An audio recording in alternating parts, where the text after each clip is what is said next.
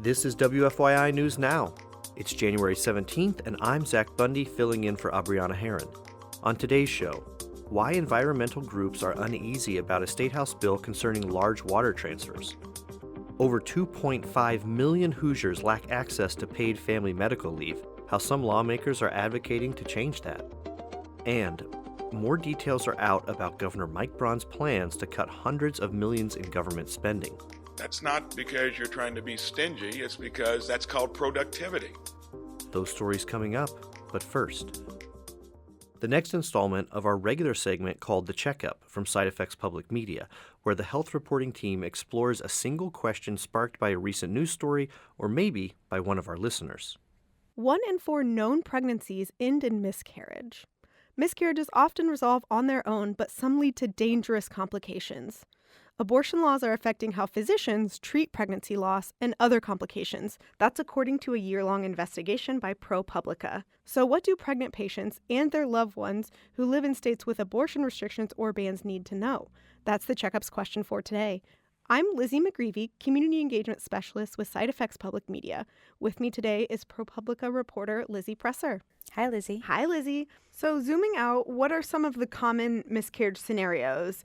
And how do these abortion bans complicate this type of treatment? Most miscarriages occur in the first trimester. And as you said earlier, most resolve on their own. But some women choose or need an intervention, whether that's a medication intervention like misoprostol and mifepristone, or a procedural intervention like a DNC in the first trimester. A DNC is kind of a misnomer. It stands for a dilation and curettage. We no longer use curettage. These days, a doctor will insert a straw-like tube into the uterus and gently suction out any remaining pregnancy tissue, and that allows the uterus to close. It's more commonly accurately referred to as a uterine aspiration. And a DNE is kind of the second trimester version of a DNC that uses suction and also some tools to remove any pregnancy tissue. But these procedures are the same procedures used in abortions. So the same procedure that would be used for a woman who's experiencing a miscarriage but hasn't passed all of the tissue would be used if she elected to terminate her pregnancy. And this is where you get into a bit of a gray area with these laws. And doctors can become very nervous to intervene, especially when there are criminal penalties, given that any intervention could also be defined as providing an abortion. So you spoke with scores of doctors and patients who have been through shocking experiences in dealing with pregnancy care. Can you give us some examples of that, please?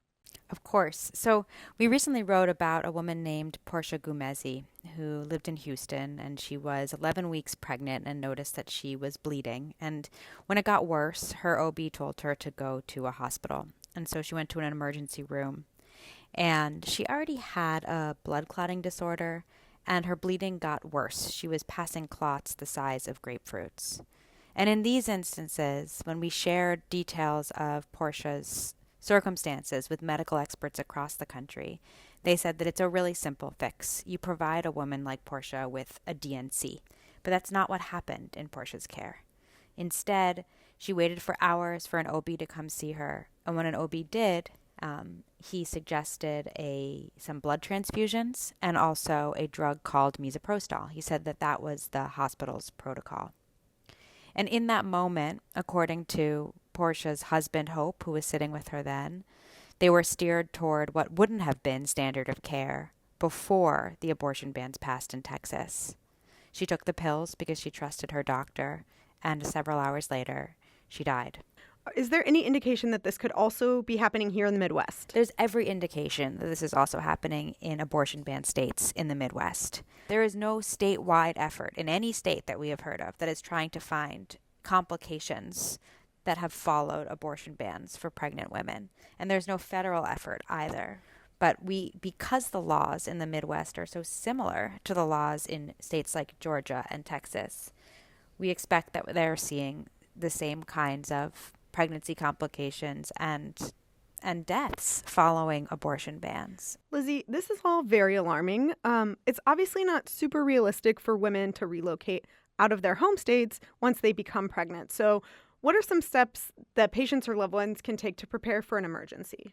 Some of the things we write about are questions that you can ask an OB as you're trying to find one to take care of you once you discover that you're pregnant. Like, would you offer a procedure, a DNC or a DNE, if I were miscarrying? We also heard from medical experts who said it's important to talk to your doctors about what to do in the case of miscarriage and to make a plan. What hospital will you go to?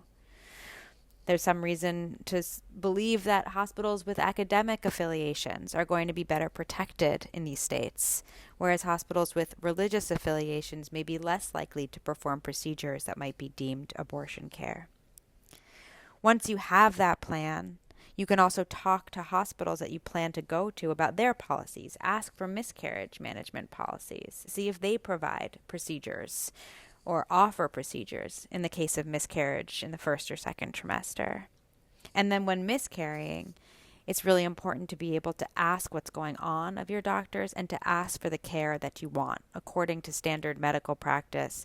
In the case of a miscarriage, your doctors should be offering you 3 options. Watch and wait. It's called expectant management, where you just see if your body will resolve the pregnancy loss on its own. Medication management, which will speed up the process in some cases. And procedural management, these DNCs and DNEs. And you want to make sure that you are being offered all of those options, and if not, asking why not. And how can a patient advocate for themselves if they're just still not receiving that care they need? So one thing that we've heard is that you can ask if one doctor is saying that they won't provide you a procedure like a DNC, to ask, is there another doctor here who might provide this care? You can ask for a transfer if you're stable enough to a hospital that will provide you with the care that you want. You can ask to talk with patient advocates, or you can ask for an ethics consult, or you can ask to meet with the legal team to discuss why you aren't getting the care that you want and that you're choosing for yourself. And you can show doctors the standard of care. On our website, in our guide, we provide links to the standard of care that you can pull up and talk to with your providers. Lizzie, thank you so much for this great information. If you, dear listener, want to learn more, you can read Lizzie's piece on propublica.org. It offers a lot of great information for pregnant patients. And if you have questions about health or the healthcare system, let us know. Until next time, stay safe. That was The Checkup by Side Effects Public Media. Side Effects is a regional health reporting collaboration of NPR member stations across the Midwest, based here at WFYI. A state Senate bill aims to address concerns over large water transfers like those planned to serve the controversial LEAP Industrial District in Lebanon. But Indiana Public Broadcasting's Rebecca Thiel reports the legislation could exempt one of those transfers for the project, which makes some environmental groups uneasy. Companies creating long-haul water pipelines would have to get a certificate from the Indiana Utility Regulatory Commission, and if a big water transfer happens between 2 different water basins, they'd also have to get a permit from the Department of Natural Resources. But existing transfers, like the Water Citizens Energy Group already pumps to the city of Lebanon, would be exempt. That includes any water it would provide for the LEAP district. Desi Reibold is with Indiana Conservation Voters. We feel it is crucial to include the LEAP district in this permitting process as a major water user and the driver for this conversation over the past year. But if that water comes from a new source like Tippecanoe County, that pipeline would have to go through this process. Citizens Action Coalition largely supports the bill, but says it would like to see more protections for ratepayers. For Indiana Public Broadcasting, I'm Rebecca Thiel. Over 2.5 million Hoosiers lack access to paid family medical leave. Some lawmakers are advocating to change that this session. Indiana Public Broadcasting's Tamoria Cunningham reports on a Senate bill to create a paid family leave program. The bill, authored by Senator Rodney Pohl, would require the Indiana Department of Workforce Development to establish a paid family and medical leave program for Indiana residents. Pohl says when a family welcomes a newborn or takes care of a sick relative, the focus should be on healing and not financial burdens. That's something Elizabeth Chun, a working mother from Clark County, agrees with. Chun says although she had access to paid leave through her employer, she's seen other mothers return to work before their body can heal. I've seen those same mothers struggle to buy diapers, to find adequate care for their children, and to try and usually fail to tend to their own mental health needs along the way.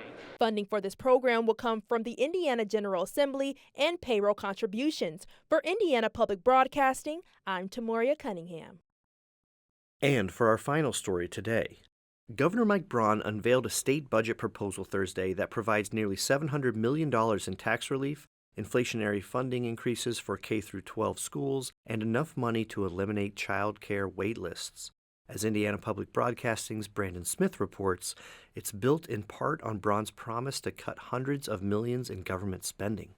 The tax relief in Braun's proposal includes increasing income tax deductions to match inflation, eliminating the tax on tips and retirement income, and creating sales tax holidays for school and youth sports supplies and outdoor recreation equipment. To help make that funding work in a tight budget, Braun is pledging to cut $700 million in government spending over the next 2 years. That's not because you're trying to be stingy, it's because that's called productivity. The Braun administration provided almost no specifics about what cuts will be made, though the budget proposal does include a $50 million per year cut to the local public health funding program. Democrats say there are things to applaud in Braun's budget, but question how he'll cut government spending without slashing jobs and services. For Indiana Public Broadcasting, I'm Brandon Smith at the State House. That's all for today's episode of WFYI News Now. Our podcast is produced by Drew Daudelin and myself, Zach Bundy, with support from the news team at WFYI and public media journalists across the state. Our news director is Sarah Neal-Estes. Kendall Antron produced our music. If you liked today's episode, remember to subscribe and share, and follow WFYI on Instagram, TikTok, Facebook, and YouTube to check in on our newsroom throughout the day.